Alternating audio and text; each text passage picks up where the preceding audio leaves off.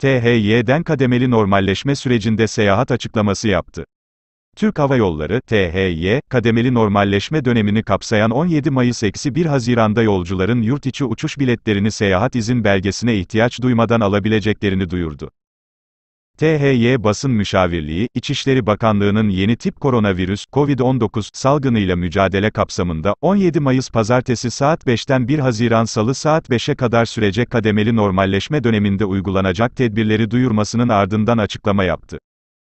Kademeli normalleşme ile güzel günlere dönüşün başladığı belirtilen açıklamada, 17 Mayıs-1 Haziran tarihleri arasında yurt içi uçuş biletlerinizi, seyahat izin belgesine ihtiyaç duymadan alabilirsiniz.